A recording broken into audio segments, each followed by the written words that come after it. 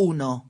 A través del Foro Económico Mundial, las multinacionales occidentales han puesto sobre la mesa su propuesta del modelo económico destinado a sustituir al neoliberalismo, dándole el nombre de Gran Reinicio.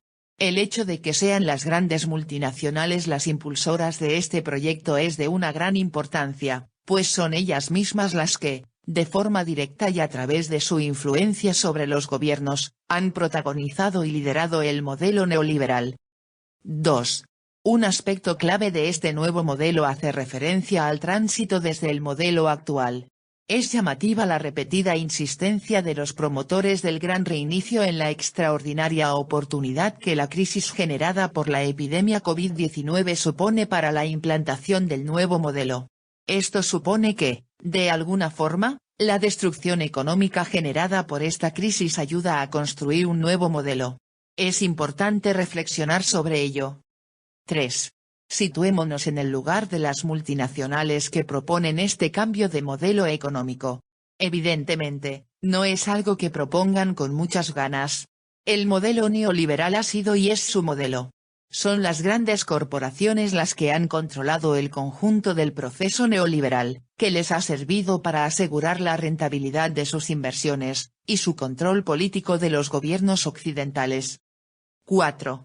Si las grandes corporaciones apuestan por un cambio de modelo, ello es, probablemente, porque no tienen más remedio. El modelo neoliberal está agotado, porque sus posibilidades de exprimir la economía y la sociedad de Europa y de Estados Unidos han llegado aparentemente al límite.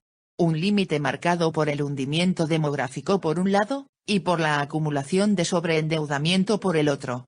Y todo ello en un entorno en el que Occidente sigue siendo incapaz de reanimar de forma estable la inversión productiva. 5. Las corporaciones han percibido cada vez con mayor claridad que el modelo neoliberal, su modelo, no aguanta mucho más. Y parecen haber decidido adelantarse. 6. Lógicamente, a la hora de enfocar el futuro del modelo económico, las grandes corporaciones tienen tres objetivos básicos.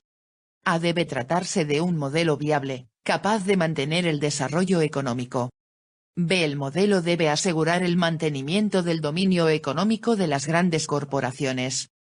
C. El modelo debe asegurar también el mantenimiento del dominio político de las grandes corporaciones sobre los gobiernos occidentales.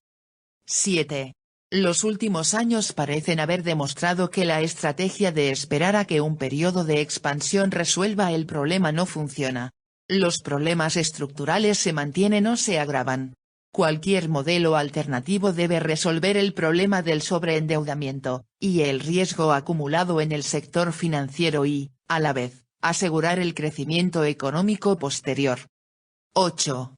Esto implica que, de una u otra forma, las grandes corporaciones van a intentar acabar con el sobreendeudamiento de una forma drástica. Esto significa, probablemente, quitas generalizadas de deuda y, a la vez, el derribo controlado del sistema financiero. 9. El crecimiento económico futuro debería estar garantizado por una triple vía. A. Nuevos desarrollos tecnológicos en el marco de la cuarta revolución industrial. B. Aportación ingente de recursos públicos a los sectores clave para las grandes corporaciones, como el de las energías renovables y el farmacéutico. C. Destrucción creativa acelerada de sectores maduros menos eficientes, fundamentalmente de pequeñas y medianas empresas. 10. Todo ello constituiría el contexto de la voladura controlada del sistema que están proponiendo las grandes corporaciones. 11.